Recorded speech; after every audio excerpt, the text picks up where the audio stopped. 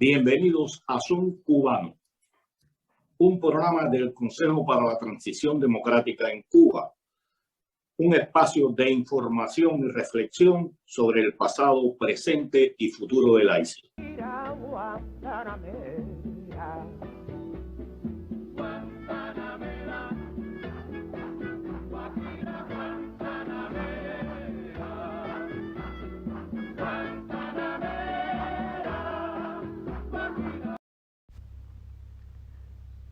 Muy buenas tardes tengan todos y bienvenidos a esta nueva emisión de Zoom Cubano. Me acompaña como siempre mi amigo y colega Hernán Alberro desde España y desde acá, desde Cuba, les habla Pedro Acosta Peña. ¿Qué tal, Hernán? ¿Cómo andan las cosas? Hola Pedro, ¿cómo estás? Hoy tendremos un programa de esos que parecen diferentes, pero no lo son. Tienen que ver con lo mismo, tienen que ver con Cuba. Y en este caso vamos a hablar de la influencia de Fidel Castro y del Partido Comunista de Cuba, de la Revolución Cubana, que es decir, lo mismo, sobre la izquierda latinoamericana y los intelectuales de esta área. Para hablar de este tema nos acompaña un periodista, poeta, narrador y escritor, un hombre de izquierda que perteneció al movimiento Tupamaros y que estuvo detenido por más de 10 años en las cárceles de su país. Pero antes de continuar, quiero leer algo que él escribe en su libro Cuba, de eso mejor ni hablar. Escuche. Hablo de lo que me pasó a mí, que también fui creyente, fervoroso defensor de la Revolución Cubana, admirador del Che. Muchos amigos míos acabaron en la cárcel por defender esas ideas. Algunos murieron. Casi todos éramos muy jóvenes. Y me estoy refiriendo a el uruguayo Carlos Lizcano. Lizcano, es un placer que estés acá acompañándonos para hablar de un tema tan importante como este que abordaremos hoy y de la influencia de la Revolución Cubana en América Latina. Pero te diré que no solo fue la América Latina que estaba un poco más alejada de la realidad, sino que muchos cubanos pasamos por esta misma situación. Muchos cubanos admiramos a la Revolución Cubana, admiramos al Che, y hoy, años después, estamos desengañados y decimos, ¿qué se ha hecho? ¿Qué ha hecho esa revolución triunfante que prometió tantas cosas y no nos dejó nada? Y la pregunta que quiero hacerte es, ¿por qué te sentiste obligado a escribir un libro sobre este tema? Bien, buenos días y gracias por la invitación. Este libro es una autocrítica, o sea, es un libro personal. No pretende ser un ensayo ni una investigación histórica. Desde hace muchos años estoy dolorido y frustrado por la Revolución Cubana. No debería estarlo, pero bueno, pusimos tantas ilusiones en esa revolución, ilusiones y compromiso. Y en algún momento tenía que explicarme esto. Tengo 73 años y quería contarme qué fue lo que pasó. Sobre la influencia de la revolución, bueno, ese fue el motivo general, digamos. Durante años acumulé mucho material electrónico, trabajos periodísticos, libros, investigaciones académicas. Tengo un archivo bastante grande, extenso, sobre la Revolución Cubana. Están los archivos propios de Cuba, y todos los discursos de Fidel Castro, por ejemplo. Eh, Otros documentos, declaraciones oficiales del Partido Comunista Cubano, en fin, de instancias internacionales, la OLA, la Tricontinental. Eh, y el año pasado, sí, el año pasado, en julio, cuando las manifestaciones, eh, me indignó la represión y el llamado de Díaz Canel al combate, llamaba a la guerra civil contra su propio pueblo. Eso no lo hace ningún gobernante, era como si los cubanos fueran extranjeros que habrían invadido el territorio nacional. Eh, y en particular porque muchos de ellos eran jóvenes y eran manifestaciones sí, turbulentas, pero pacíficas. Los adolescentes y los jóvenes en todo el mundo manifiestan así, rompen algo, se descontrolan, pero ese es un problema policial. Aquí también tenemos eso. Si se los deja, los jóvenes y adolescentes pueden hacerlo. Eh, pero nunca se le ocurre al gobierno, y tenemos un gobierno de derecha, movilizar al pueblo, ni a las Fuerzas Armadas, ni a la policía para reprimir a jóvenes que están rompiendo bancos de las playas o quemando neumáticos. Y bueno, eso me indignó, y algunos hechos un poco cómicos de acá del Uruguay que me invitaron a escribir una revista seria, una revista arbitrada, de profesores de literatura, sobre literatura y derechos humanos. Yo no soy especialista en eso, pero bueno, los eh, que la dirigen pensaron que, bueno, que mi opinión podía ser útil o interesante. Entonces yo propuse escribir sobre Cuba y los derechos humanos. Eh, el tema era literatura y derechos humanos. Y me dijeron que no era oportuno, que no era el contexto, que escribiera sobre cualquier cosa.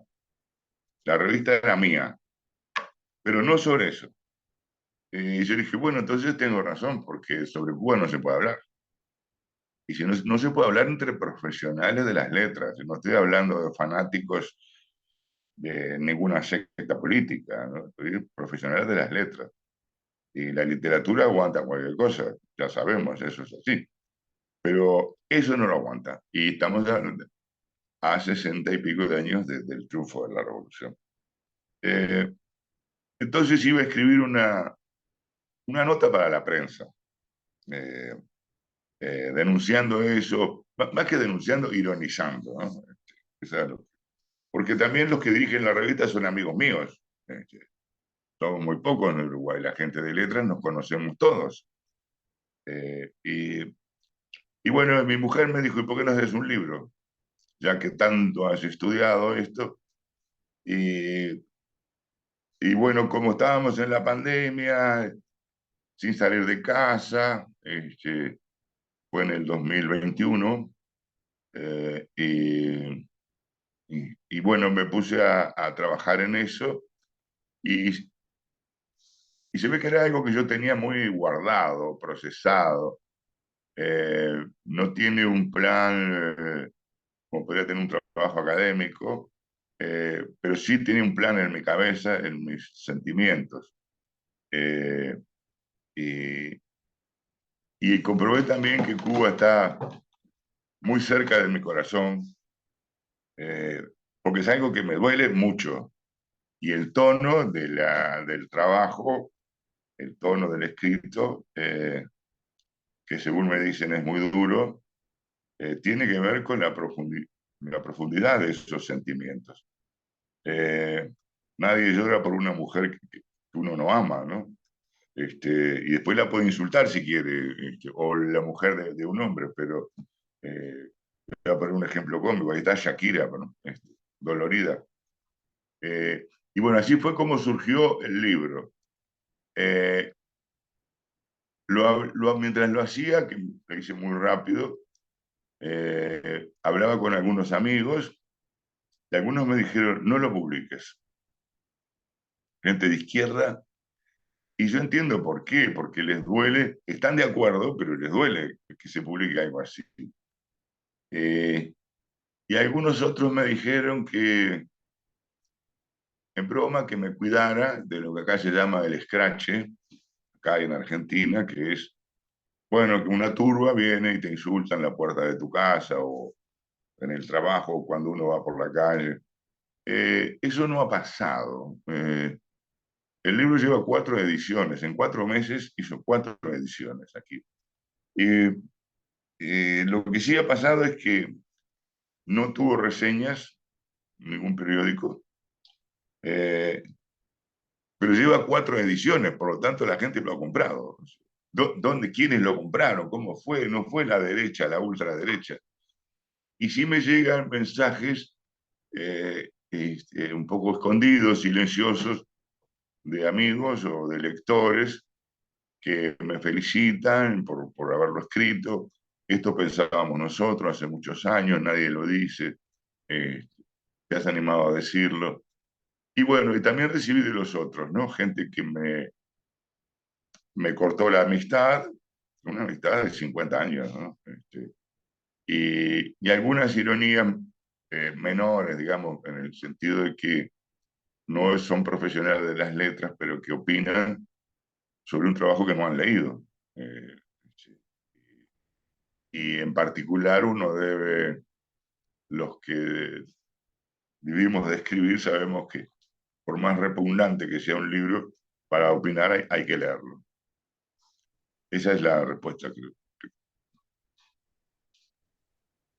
Carlos, muchas gracias y felicitaciones por el libro, por el éxito que está teniendo, al menos de forma eh, eh, oculta, digamos.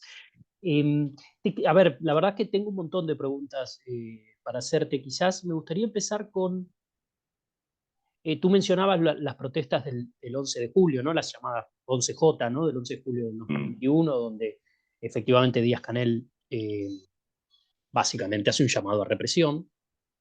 Eh, pero si tienes que decir un momento donde dijiste, esto no me está gustando, eh, ¿puedes identificar ese momento cuando empezaste a generar dudas? Recuerdo, por ejemplo, eh, fue famoso en un momento Saramago, ¿no? Que firmó una de las cartas eh, de crítica o de condena a el régimen cuando fueron los fusilamientos de esos jóvenes que trataban de escapar en una lancha en el 2003. Entonces, me pregunto si hubo algo que dijeras, ok, no, pum, esto, o fue una cosa paulatina. Fue paulatino, porque cuando yo estaba en la cárcel hablaba con compañeros que habían estado en Cuba entrenándose, eh, y eran partidarios, y uno que se va a entrenar no tiene mucho contacto con la sociedad, está en los cuarteles o en el monte. Pero igual el ser humano es así, contaba todas las maravillas de la Revolución Cubana cuando ya no habían visto nada.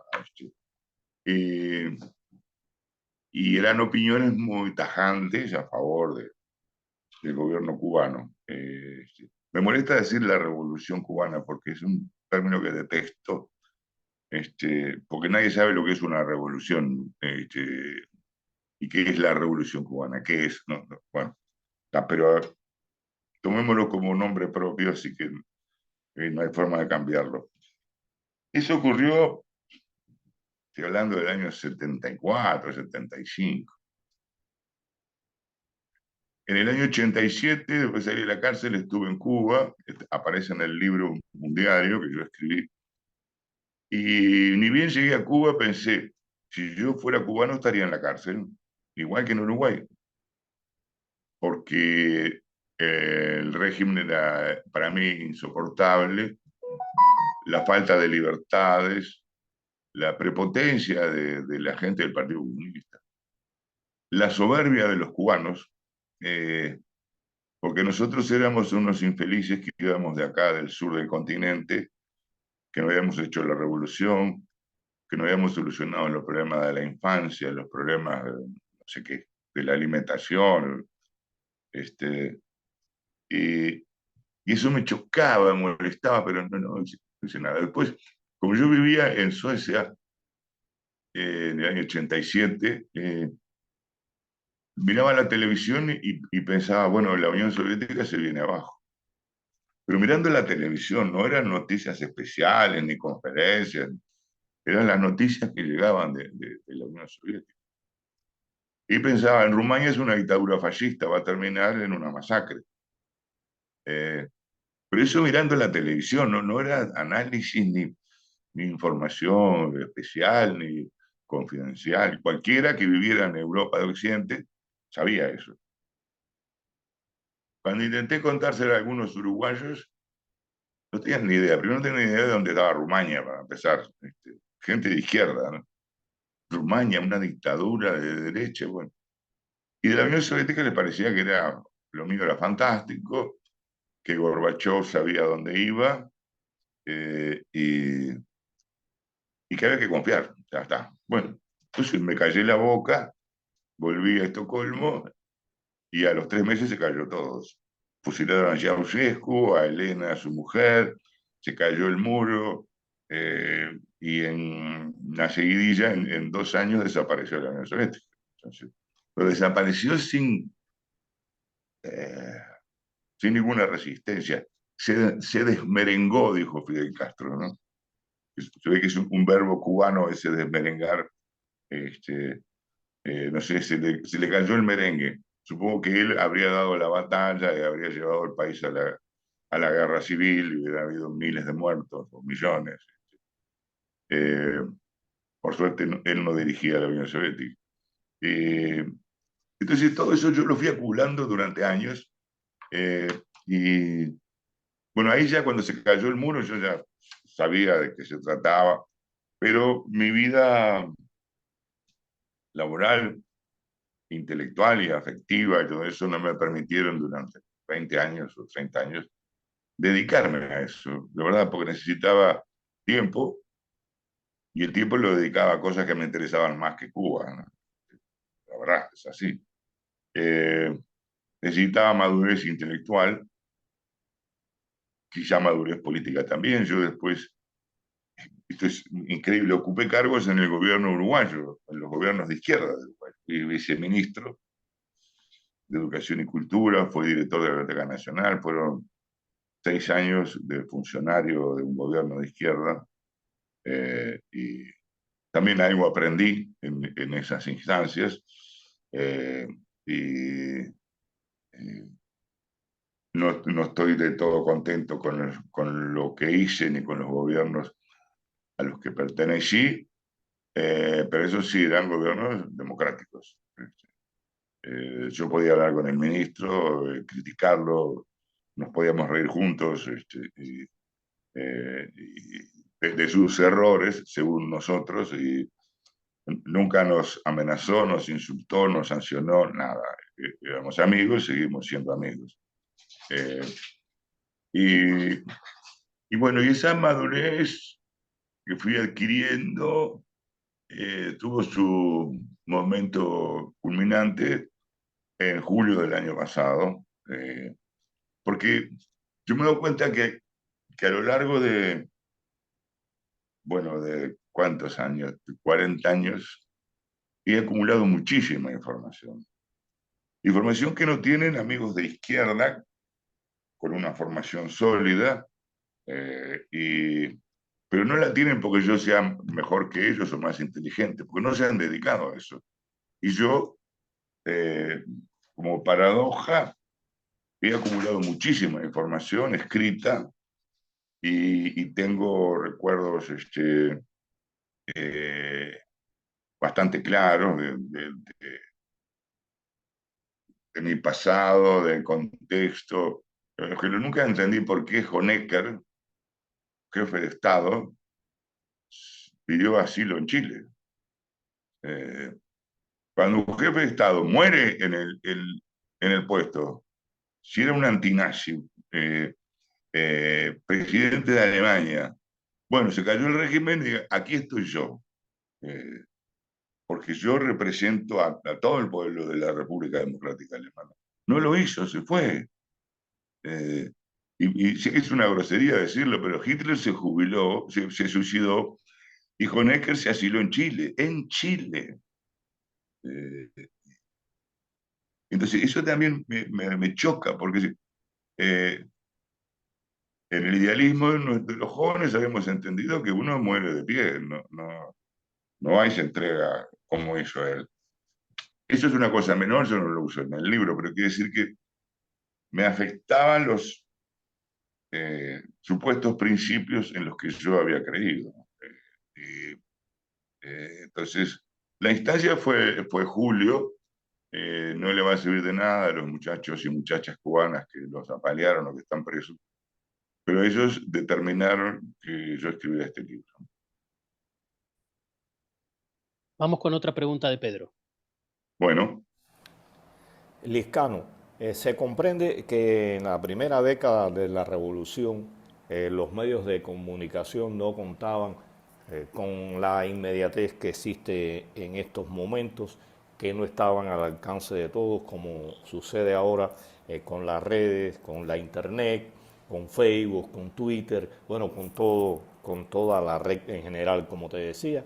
Y se entiende, repito, que en aquellos momentos, en aquella década, los movimientos de liberación, la izquierda en general estaba en auge. Y a pesar de que Fidel y su movimiento 26 de julio comenzó con fusilamientos masivos, detenciones, destrucción de partidos políticos, nacionalizaciones, intervenciones, esa izquierda, esa intelectualidad latinoamericana haya simpatizado con la revolución cubana. Un poco en Cuba te decía que pasó lo mismo, pero en Cuba había mucha represión y parte del miedo y de la propaganda que existía contribuyó a que la gente se sometiera y que se viera aquello que se deseaba que el gobierno viera para no buscarse problemas. Pero ahora me digo, ¿qué pasa con la intelectualidad latinoamericana? ¿Qué pasa con la izquierda latinoamericana que no acaba de reconocer los problemas, los graves problemas que enfrenta el país? Que la revolución cubana, que Fidel y su partido no cumplieron ni llevaron a cabo ninguna de las promesas que hicieron antes y a principios del triunfo, y que han destruido a Cuba toda desde el punto de vista económico, político y social. Te repito, ¿por qué tú consideras que la intelectualidad latinoamericana, la izquierda latinoamericana, cae ante la dictadura cubana? sería complejo responder a todo eso y yo no tengo preparación para responder todo eso. Algunas cosas sobre las que he reflexionado tienen que ver con la falta de preparación de la izquierda latinoamericana, falta de convicciones democráticas, eh, y eso pesa mucho en Uruguay, o me pesa mucho a mí, porque Uruguay tenía instituciones democráticas en el año 59 que no tenía ningún país de América Latina, vamos a entenderlo. Yo vivo con un abogado, estoy casado con una abogada, y me habla de las instituciones que tiene este país, que protegen al ciudadano, y esas las aprobaron los partidos de derecha, no la izquierda, porque la izquierda no tenía fuerza para hacer eso.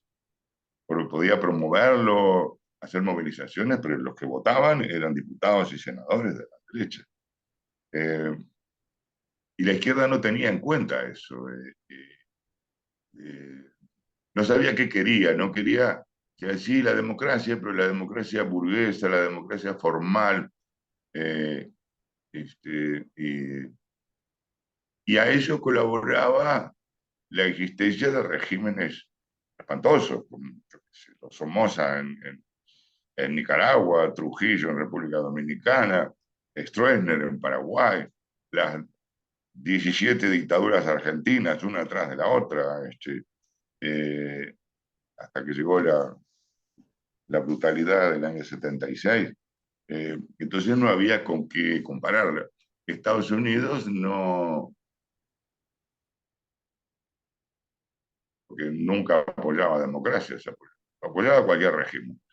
Ahora, mi pregunta, la pregunta que yo me hago, que trato de responder o intento reflexionar es, ¿cómo gente con una sólida formación intelectual y política, dando las tonterías que planteaban los dirigentes cubanos? Es así, no. Y ahí fue cuando, es una cosa muy sutil que yo lo aprendí de Claudia Gilman, una intelectual argentina, a quien le debo mucho, y espero algún día agradecérselo personalmente, que es la transformación del intelectual, que era el intelectual comprometido, es decir, comprometido con la vida, en primer lugar, con la democracia, con las libertades. A Cuba eso no a los dirigentes cubanos no les alcanzaba. El intelectual comprometido era una especie de burguesito que no quería sacrificar nada. Entonces pasaron a crear la categoría de intelectual revolucionario, que era el que apoyaba al gobierno. El intelectual no apoya a ningún gobierno. Yo no sé si considerarme un intelectual, aunque en Uruguay sí me lo considero. Mi tarea es criticar al gobierno, a cualquiera.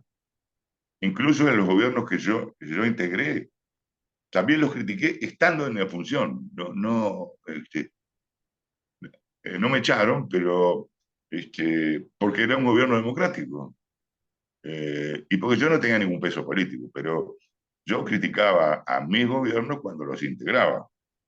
Eh, y, y bueno, al crear el intelectual revolucionario, su tarea era apoyar las decisiones del gobierno revolucionario. Entonces, el intelectual debe criticar lo establecido, lo que hay ahora, no lo que fue. Lo que fue también, pero lo que hay ahora, ese intelectual fue desapareciendo a cambio del intelectual revolucionario. Y una cosa rara, que es que los escritores que nunca fuimos intelectuales, la Revolución Cubana los obligó a tomar partido, como le obligaba a los intelectuales, y pasaron a ser escritores revolucionarios. Algunos que habían escrito 10 sonetos tenían que tomar posición sobre la guerra de Vietnam, sobre el colonialismo en África, sobre el estalinismo y sobre no sé qué demás, la construcción del comunismo científico.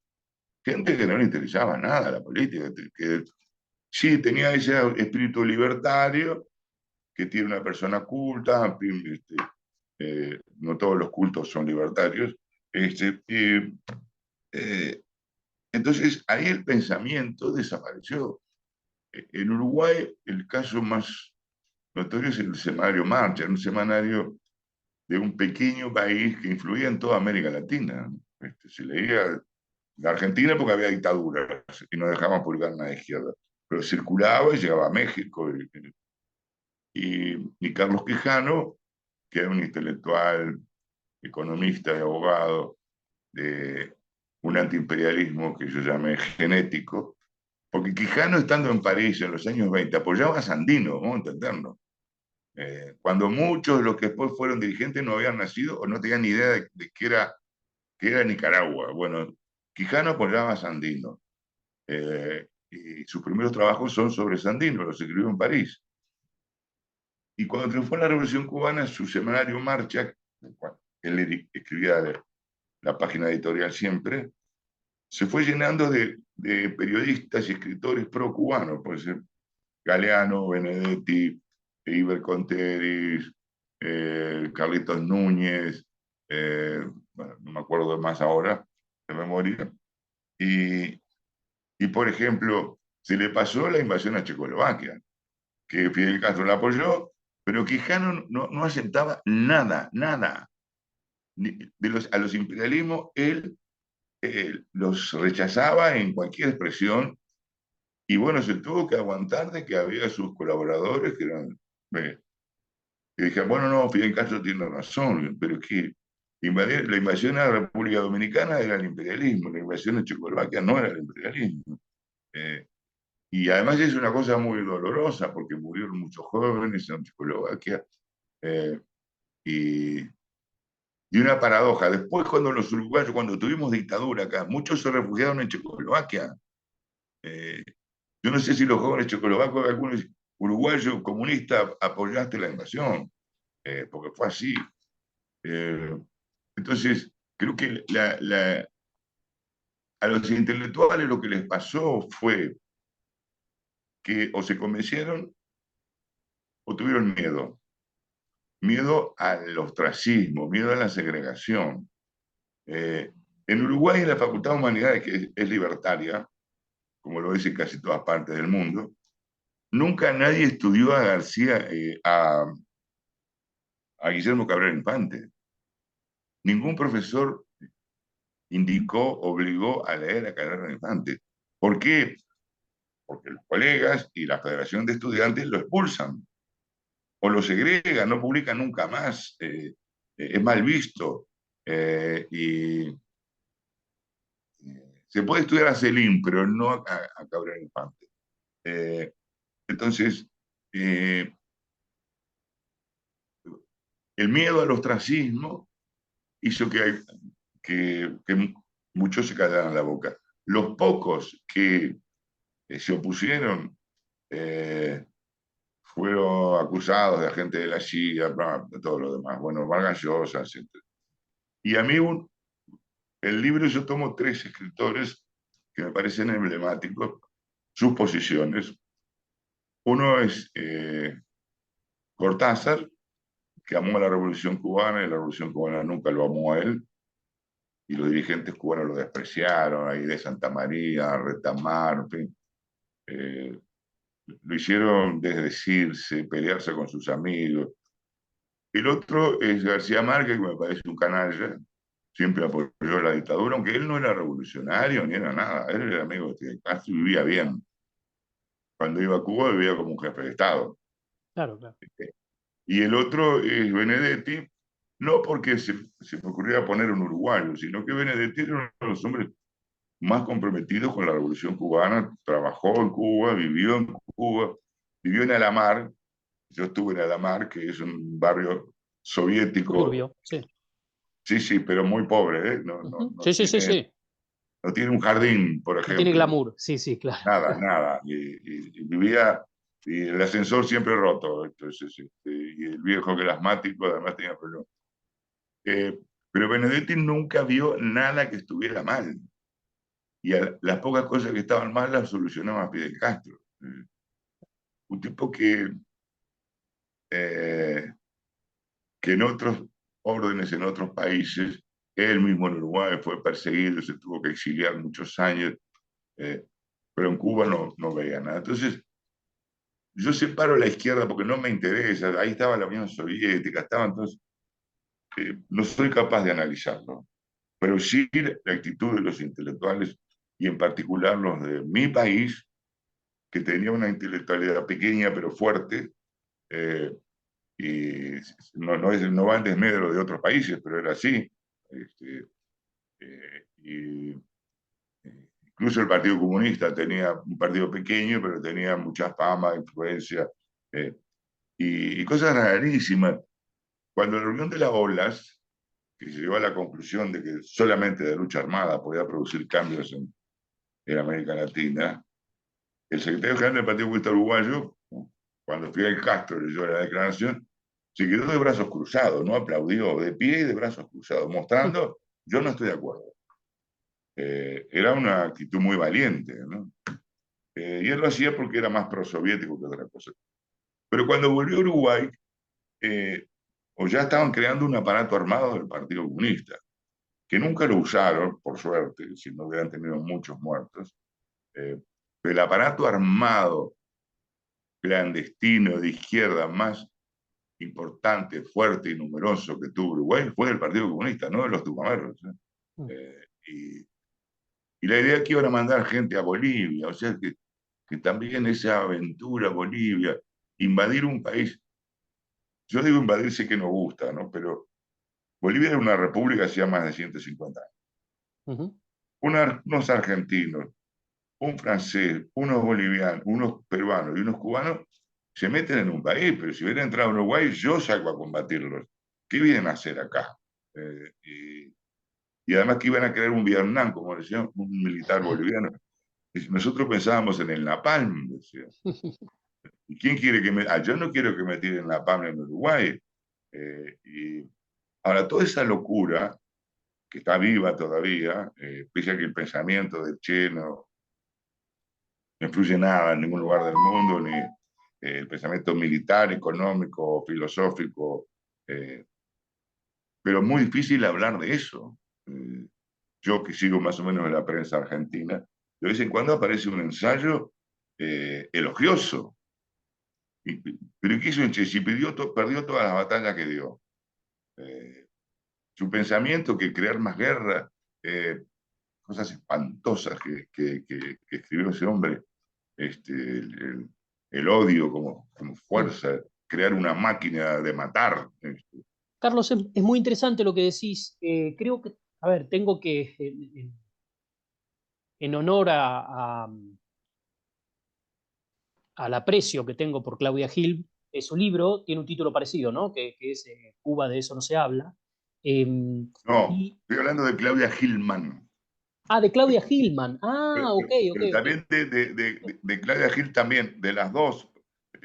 Cuba en Silencio se llama. Silencio Cuba, claro, exactamente. Silencio Cuba, de eso no se habla, exactamente. Bueno, yo cito a ambas, las cito en el libro, ¿no?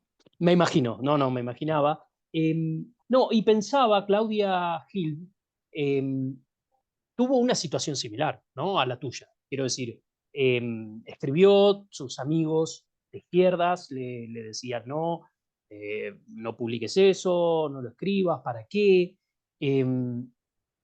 Y, y la verdad es que, bueno, nada, siempre recuerdo a Robert Cox, el que fue director del Buenos Aires Herald en Argentina, que él, bueno, nada, escribió también en un prólogo en un libro de otro amigo de Fernando Ruiz, Las palabras son acciones, otra grieta en la pared, que él lo que decía es, Robert Cox decía que había eh, ceguera ideológica, decía él, ¿no? O sea, como que eh, lo que un poco vos contabas recién, ¿no? Esta cosa de por el odio que le tengo a Estados Unidos o por el odio que le tengo al imperialismo, por el rechazo que siento por el imperialismo, no veo aquellas cosas que no quiero ver. Una especie de percepción selectiva, ¿no? Y entonces, quería preguntarte, ¿cómo crees, si existe, ¿no? Una receta, un, una lección que puedas compartir con nosotros respecto de cómo superar esa ceguera ideológica? Te soy totalmente honesto, te digo por qué. Porque yo muchas veces tengo pánico de que me pase. O sea, muchas veces siento que por ahí estoy opinando y estoy defendiendo una postura y digo, uy, ¿y si estoy equivocado? ¿Y si después resulta que la información no era completa? Entonces, digo, sé que no me vas a poder dar una receta, digamos, pero ¿se te ocurre un camino? No, no se me ocurre y eso es preocupante. Te voy a contar algo personal. Yo tengo 73 años, estoy muy enfermo y mi horizonte está cercano, entonces eh, tiene algunas ventajas mi situación, que es no preocuparme mucho por el futuro, ¿no? Mi futuro es todos los días, y es mi familia, es el pequeño núcleo que me rodea, mi mujer que está acá, bueno, ahora se fue. Este, y, eh, pero eso también a mí me pasa. Ahora, yo hace años, eh, Mi receta para la vida cotidiana es, primero, informarme también de lo que piensa la derecha, ¿no? Siempre. Porque la derecha a veces ha advertido cosas y la izquierda nunca le hizo caso. Es la derecha. Y después, este, yo me acuerdo que, no sé qué año, cuando Jesús Díaz se refugió en Alemania, yo justo fui a dar una charla a Colonia y me pusieron con Jesús Díaz, que hacía una semana se había asilado. Bueno, ahí estaban los latinoamericanos radicales y algunos muchachos alemanes, anarquistas. Bueno, a Jesús Díaz le dijeron de todo, le tiraron con cosas. Pero yo estaba sentado al lado de él, entonces a mí también me tocaba, ¿no? Claro. Aunque yo no era cubano. Eh, y, y en un momento yo dije que los gobiernos liberales habían advertido lo que iba a pasar en la Unión Soviética. Los gobiernos liberales alemanes, además. Y bueno, casi me pegan por eso, ¿no? Pero yo había aprendido o había sentido que tenía que escuchar a lo que, a lo que decía la derecha. Y acá en Uruguay lo he visto no en las políticas sociales, sino en políticas económicas, que hace muchos años se discutió, no quiero entrar en el asunto concreto, pero y la izquierda tenía una posición en contra de la derecha, que era entregar el país, no sé qué. Bueno, se aprobó una ley con el retaseo que le hizo la izquierda. A los 2 años, tenía que ver con la producción de energía. Vamos a intentarlo. La producción de energía. La izquierda decía que no, que la producción de energía tenía que ser monopolio del Estado uruguayo, ¿no? Que siempre había sido así. Bueno, 2 años después, cualquiera puede producir energía en cualquier lugar del mundo. Yo me compro un motor o un panel de energía solar, Claro. produzco energía y la comparto con el vecino si quiero, además.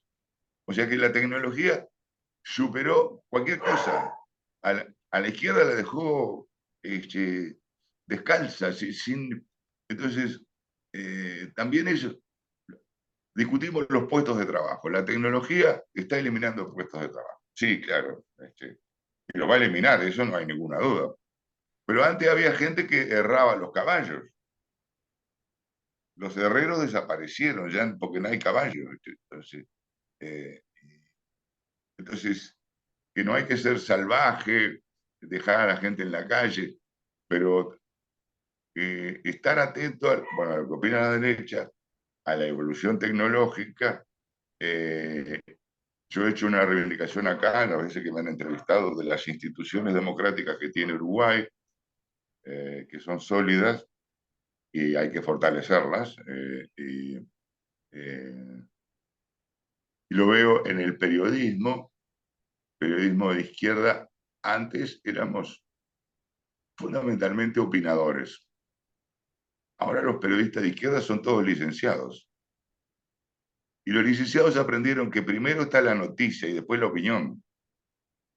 Antes los periodistas empezábamos dando la opinión en base a 3 o 4 datos. Y ahora hay una discusión fuerte entre los jóvenes periodistas y los viejos lectores, porque los jóvenes periodistas son egresados de la universidad y lo formaron para que la noticia está por encima de cualquier opinión. Bueno, no sé, me estoy diciendo por las ramas, pero es muy difícil estar atento a la realidad y discernir qué es lo que, digamos, es democrático, libertario, ayuda a vivir a la gente.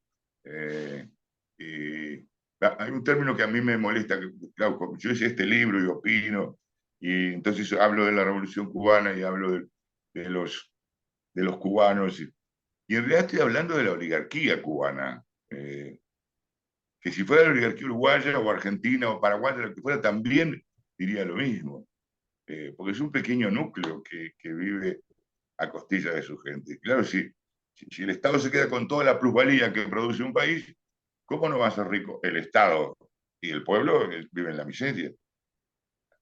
Yo veo videos de cubanos que andan por acá y que están asombrados de que puedan consumir dulce de leche. La cantidad que quieran, no hay límite. O que vivan en Argentina. Sí, sí, Bueno, claro. entonces, sí, sí, No, no, no, no, este, digo, entonces, dale, dale, dale. eh, creo que es muy difícil estar,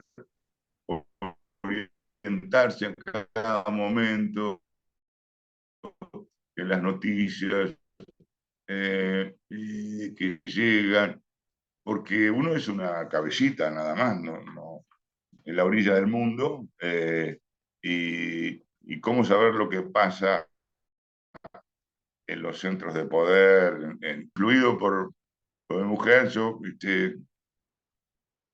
pienso mucho, o mi punto de vista tiene que ver con las leyes, que yo antes diría, no, pero eso es este, superestructura, no tiene ninguna influencia, pero yo vivo con una abogada que está hablando de eso en forma permanente, y ella confía en las leyes, ella cree en las leyes, porque es su profesión, y todos los días me lo demuestra. He protegido a fulana de tal, de este problema, y se lo solucioné, y a este señor también, eh, y, y por encima de todo está la ecuanimidad de quien ejecuta las leyes. Eh, entonces, eh, para Cuba, pienso que hubiera sido si en el año 59 o 60 se llamaba elecciones con la constitución del año 40. Eh, y después la propaganda me tiene harto porque Estados Unidos es el imperialismo, pero es muchas sociedades a la vez. Este, ¿Por qué los estudiantes latinoamericanos, los intelectuales latinoamericanos, van a Estados Unidos a estudiar y a formarse? Y muchos se quedan allá. Entonces, ¿y por qué Estados Unidos los recibe? Sí, porque les conviene el talento. Sí, pero eso no es suficiente, porque y creo que Cabrera Infante, que ironiza sobre David Viñas, que, que terminó dando clases para una universidad norteamericana. ¿Ves? Entonces, Cabrera Infante no fue a la Sierra Maestra, pero tampoco dio clases en una universidad de Estados Unidos, ¿no? Entonces, no sé qué decirte. Para Uruguay sí sé que la democracia uruguaya es imperfecta como toda la democracia, país capitalista, pobre, pero incluso lo comparo con Argentina, pobre, ¿no? En la Argentina se insultan, se pelean, se dicen cualquier cosa. Acá los políticos nunca se insultan. Y yo soy de izquierda, si el presidente uruguayo me da la mano en la calle, yo le doy la mano, porque es mi presidente. Ahora, si yo lo escupo, después viene la respuesta. Ellos tampoco nos van a respetar a nosotros. Y estamos condenados a vivir en el mismo territorio. Entonces, que eso tenemos que preservarlo aquí, la convivencia entre distintas ideologías. Hay extremos de la extrema derecha con los cuales no queremos saber nada, y también de la extrema izquierda. Pero en general la gente convive respetuosamente, y si no estoy de acuerdo con tus ideas, bueno, me callo la boca, pero si somos vecinos, colaboraré contigo como vecino y vos colaborarás conmigo como vecino. Entonces, de eso sí entiendo qué es lo que pasa aquí. Yo recuerdo que Horacio González, director de la Biblioteca Nacional Argentina, que éramos colegas, porque yo estaba en la Biblioteca de Uruguay, de vez en cuando nos reuníamos, y me decía que los peronistas le decían, ¿por qué no eliminaba la sala Jorge Luis Borges de la Biblioteca Nacional? Y ¿cómo voy a eliminar esa sala? Borges seguirá siendo un genio de la literatura argentina, pase lo que pase. Bueno, ¿y por qué te reunís con Beatriz Arlo? Porque con Beatriz Arlo nos conocemos desde que éramos jovencitos, y es una intelectual importante en Argentina, aunque yo no estoy de acuerdo con ella, pero si ella me llama, yo la recibo. Y eso tiene que ser así. Argentina necesita a Beatriz Arroyo. Pero la crisis no